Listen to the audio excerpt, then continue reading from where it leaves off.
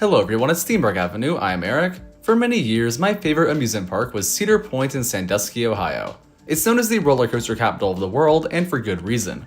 Its roller coasters and other rides blew me away in 2014, and continue to do so for many years. However, my visit to Cedar Point in 2022 was drastically less enjoyable, not only because two rides had recently closed, but also because the operations and guest experience just weren't very pleasant.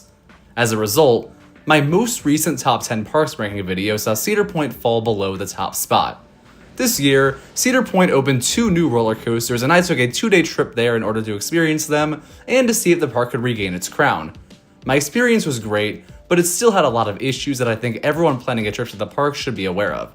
So in this video, I will chronicle my experiences at Cedar Point this year, giving personal thoughts on them, and advice for you if you plan to go to the park sometime this year, next year, or beyond. Let's begin. I went to the park on Saturday, August 2nd and Sunday, August 3rd. I stayed at the Cedar Point Express Hotel in order to get early entry into the park. All hotel guests get 1 hour of early entry, and while that early entry can be very valuable, I recommend you do not stay at the Express Hotel. Its price is simply way too high for its amenities. I've stayed at the Hotel Breakers before. That one is on park property right by an entrance and the beach, and it's a much nicer place, but it's pretty much Disney hotel level pricing.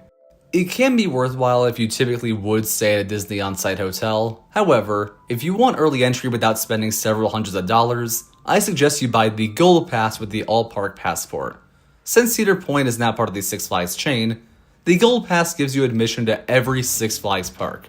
That's 26 amusement parks and a bunch of water parks as well. Plus, you'd get early entry, at the very least if you buy it at Cedar Point.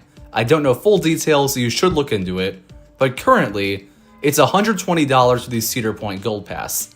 It's just a much smarter way to get the early entry, especially if you do plan to visit other Six Flags parks next year. Anyway, driving to the park is a great start to any Cedar Point trip. The famous Cedar Point Drive goes right along Lake Erie, up to the peninsula which Cedar Point is situated on. You see many of the park's biggest and best rides in front of the lake as you arrive at the park, and it's referred to as the Cedar Point Skyline, a skyline that is one of my very favorites in the world. Getting into the park at early entry was no hassle, and there were a handful of rides open at that time, as you'd expect. According to the website, the 2025 early entry rides included Millennium Force, Gatekeeper, and Iron Dragon. I went to Millennium Force first, and while I won't go in-depth on the coasters because I already made a full ranking of them, Millennium Force was among the biggest letdowns of this trip. It's a 310-foot tall roller coaster by Intamin, and it's been one of my favorite roller coasters of all time for pretty much ever. It's got incredible speed and pacing, but my morning ride on Millennium Force this time around felt a little slow and, dare I say it, forceless. Part of that is because the rides don't go as fast in the morning. That's just how it works. They haven't been running along the track as much that day. They need time to warm up. But I've had great morning rides on Millennium Force before. Past morning rides, I would say it's still comfortably a top 10 roller coaster. This one was not quite there. Still, as a whole, the ride is safely in my top 10, but these rides for 2025 were a bit less thrilling than usual. The ride, regardless, does have my favorite drop of any roller coaster. Next was Iron Dragon, a classic aerodynamic suspended coaster. The cars are beneath the track on this one, and they pretty much sway from side to side. It's a model that's not very common anymore, but it's a very fun family coaster. This particular one goes near trees and waters, so the ride is visually interesting and decently thrilling as far as family coasters go. Fine start to the day, but what happened next was perhaps the highlight of the entire experience. While waiting for Iron Dragon, I observed Top Thrill 2 testing. Top Thrill 2 is currently the tallest roller coaster in the world at 420 feet. I have a full video comparing it to its predecessor Top Thrill Dragster that you should check out. But to get into history a little bit, Top Thrill 2 opened in 2024 for only 12 days before closing down for the rest of the year. It reopened this year to much greater success. When I saw the ride testing, the park had not yet opened, and Top Thrill 2 was not supposed to be an early entry ride. It was 15 minutes into early entry and yet it was going. And then, people were on it 30 minutes in. So the ride opened a half hour early, and naturally, I rushed over to it. Top Thrill 2 was definitely a highlight. After putting these small belongings in the complimentary locker and walking through a seemingly malfunctioning metal detector, I waited about 20 or 25 minutes to get on the ride, and the experience was spectacular. The backward launch and spike are the best use of that common quirk I've ever seen, and the speed on the final launch is unbelievable. Better yet, the lap bar is comfortable, so the experience is simultaneously thrilling and pleasant. So it's now 10 minutes after park opening, and I've gotten on 3 coasters including one of the 2 new ones. Good start. I went on the wing coaster Gatekeeper afterwards. That one's over by the front of the park, and while it was a bit of a hike to get there, the wait was short and the ride remains one of the park's most underrated. I also tried to get on the new for 2023 family coaster Wild Mouse. I'd never been on it before, but it was closed all morning. More on that ride later. Next on the list was Siren's Curse, the other new roller coaster, and where the experience really started to go downhill. The wait time was advertised in the Cedar Point app as 60 minutes, which sounded fine, but the actual waiting experience was much worse. The wait ended up being 120 minutes, and the app updated to match the reality after I'd already gotten on the ride. Also, much of the queue is a narrow walkway following a bridge crossing, and while the views you get of the roller coaster are spectacular, there is very little shade for a tremendous portion of the ride. As a result, a person in front of me started to feel faint and had to leave the queue with another member of their party all the way along that narrow path. That's not exclusively a Siren's Curse issue, but this queue seems particularly bad from a safety standpoint. Even disregarding that incident, it is a pretty torturous one to wait in. It's photogenic, and the coaster is well incorporated, but there are less people who will appreciate that than there are people who would appreciate not passing out in line. The ride is also one that briefly broke down while I was waiting. At this point, the second one I'd seen that day. Still, Siren's Curse gives a remarkable ride experience so insane, I can't spoil it here. It's worth riding, but I would recommend going to it right at opening or even before at early entry, even when it's not open. You can also hit the ride right as the park closes, otherwise your wait will be long. Maybe the wait time will fizzle out in the future, but I think for a few years this one will be very popular. I know this part was very negative, but it's important for you to know what to expect from the busiest rides in the park. After passing by floorless coaster Rougarou, which was never open for the entire weekend, I passed through the fun and lively Frontier Trail area of the park, arriving at the glorious area known as Frontier Town.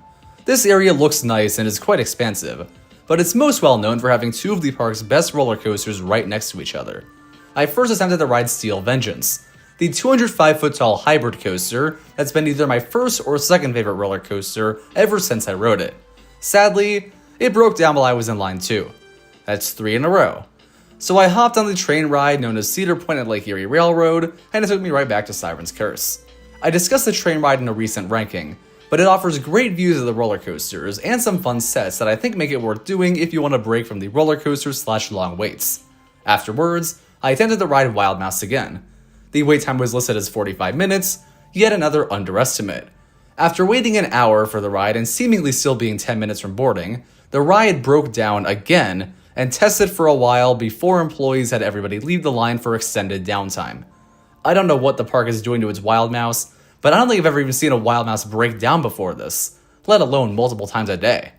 Anyway, I opted to ride the iconic Magnum XL 200 after that debacle. Magnum XL 200 was indeed the first ever roller coaster to reach 200 feet in height. And I loved it back in 2014, but over the years I found the jagged hills that throw you out of your seat unbearably painful, and that 2025 ride was unfortunately the same. The ride still has its moments, and certainly has its fans, so if you're into roller coasters in general, don't skip this one. If you're iffy on roller coasters or often find them rough, I think you should give this one a pass, even though it tends to be one of the shortest wait times in the park. Its wait was about 20 minutes for me thanks to excellent operations in the ride crew, though it did have a brief breakdown just like the last 3 coasters I'd been in line for. Now it was finally time to get on the Frontier Town roller coasters. Did Maverick first, and this launch coaster is awesome. And my experience in 2025 was as good as ever, save for the fact that the water cannons are probably gone for good. The wait time was a bit over 90 minutes, but it should have been a lot worse. The line was packed, but the crew on Maverick was exceptional. And the same can be said about Steel Vengeance. I rode it right after Maverick, waited a similar amount of time, and the ride experience, while it did feel a little slower than I remembered, was still great. It was now dinner time, and typically I would eat at Chickies and Pete's in the park, but unfortunately that restaurant's now gone, so I left the park to have dinner. And I returned about 2 hours before closing. I rode the dive coaster Valraven, which had a very long wait of about an hour. But the ride is a crowd pleaser, so it kinda makes sense. I was certainly pleased with the experience, and the night ride was especially fun. Once off Valraven, there were only about 40 minutes left of park operation, so I dashed to the back of the park to try to get on a few roller coasters that are nearby each other. First was Gemini, a classic family racing coaster that only ran one of its two sides during this weekend. The wait was hardly 5 minutes, and the ride was a ton of fun. It even moved into my top 10 roller coasters in the park as a result. Next, I got night rides on Steel Vengeance and Maverick, quickly as I could, and I was so happy I did. Steel Vengeance felt twice as fast and twice as long, and Maverick's tunnel launch in pitch darkness is one of the best moments of any roller coaster night ride. At that point, the park was closed, and so there were no more rides to get on. In total, I spent 11 to 12 hours in the park and got in a total of 13 rides, 3 of which were in the first hour, and another 3 were in the last half hour.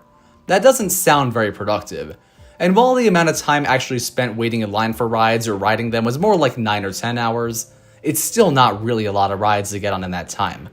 I'd also argue that the way I got from ride to ride and circumnavigated the park multiple times to get to rides that had shorter waits is pretty draining and not for everyone. There are so many great rides at Cedar Point that a single full day is enough to feel content if you're willing to stick out a few long waits, but you'll very likely miss at least one major roller coaster on any given day at the park. Therefore, I recommend 2 days, and my second day did help fill some gaps. I rode Millennium Force at early entry again, and that's about it until park opening. Gatekeeper was closed, Top Thrill 2 didn't open all day, and I didn't really want to do Iron Dragon again. So I did what any normal person would do. I got in line for Wild Mouse a half hour before it opened. If you go to the park for the first time, do not do this. Riding it first thing at 10 is justifiable because of its low hourly capacity, but I only got in line early for it because A, there wasn't much else I wanted to do, B, it was the only major ride in the park I'd never done before. Unsurprisingly, the opening was delayed, but only for about 15 minutes this time. The ride was fine, but it didn't spin much, something I really wanted it to do because I've not done many spinning Wild Mouse coasters before. It's a fine family coaster, but if you're going as a coaster enthusiast with limited time at the park on your first visit, this should be among your lowest priorities. In terms of roller coasters, I'd only put it above the kiddie coasters and maybe Corkscrew in terms of prioritization. I went on Siren's Curse again afterwards because another member of my party missed it the day before, and the wait was still a bit over 90 minutes, but not as bad. The Mine Train coaster Cedar Creek Mine Ride had a 15-minute wait, but that was compounded by a 15-minute breakdown, an operation so slow I can't believe the ride's under the same management as the others in the park.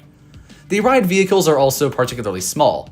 I comfortably fit on every other coaster in the park, pretty much every other coaster period, but this one was uncomfortable for me and almost too tight for another member of my party. Cedar Creek Mine Ride might have been my least favorite waiting experience in the park. The ride itself is still pretty fun though. I followed that up with the Screamin' Swing ride known as Skyhawk. Not a roller coaster, and it's the kind of ride that has a bit of a slower capacity, so the wait was about a half hour even though the line was pretty short. That's just how that type of ride is, and it was a fun ride no doubt. Then I went on Windseeker, a super great one offering stellar views of the park, with a merciful wait time of 20 minutes. I was going to ride Gatekeeper again, but it broke down, so I ended my day at the park with Blue Streak, a 60-year-old wooden coaster that still holds up very nicely. That wait was about a half hour, and I left the park just before 3. So in 6 hours at the park, I got on a total of 7 rides. Once again, that doesn't feel like a lot, especially since I had early entry. All in all, of Cedar Point's 16 major roller coasters, I experienced 13 on this trip. I mentioned Rougarou being closed, but I also missed the inverted coaster Raptor because of its frequent breakdowns, and I skipped Corkscrew because its wait was always very long. I got 2 rides on the 4 best coasters in the park arguably, and the 2 new coasters were both excellent. The ride lineup remains my favorite, and it's now better than ever because of those great 2 new rides. The coaster's fantastic, the flat ride's fun, the train scenic. I missed their boat ride Snake River Expedition, but oh well. You win some, you lose some. If we solely judge a park off rides, Cedar Point certainly took back the crown in 2025. It never lost that crown specifically. However, most of the experience at any park is not spent on the rides, it's spent trying to get on them. And that's where Cedar Point falls short. If wait times had no impact on guest experience, or I felt like park operations were as good as they could be, I wouldn't mind so much, and Cedar Point would be number 1 in a heartbeat. However, the number of breakdowns I witnessed, especially just while waiting in line, was staggering. It's maybe the most I've ever witnessed in any other park visit, and I went to Six Flags America a week prior. Some were short breakdowns, others lasted the entire time, or were enough to keep me from getting on the rides. It's funny, honestly, that on the first day, the only roller coaster to never break down was Top Thrill 2. Since the predecessor was notoriously unreliable, that was shocking to me. In terms of operations, the park is doing its best in most ways. The most popular rides have great hourly capacity and the employees do their very best. But there are certainly rides like Cedar Creek Mine Ride, where improved dispatch times could go a long way. I also wish the listed wait times were more accurate. Typically, parks overestimate them so as not to disappoint the guests. And I know Cedar Point has operational challenges, such as the variable Lake Erie weather and the sheer abundance of major rides that need to be kept up and running.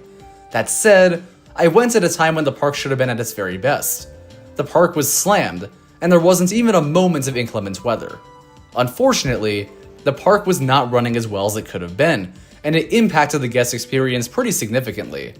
If operations and reliability were at their very best, I think it would have been possible to get on every single roller coaster once on that first day. But I don't think Cedar Point often has days where the operations are in top form. Therefore, the Cedar Point guest experience is not number 1.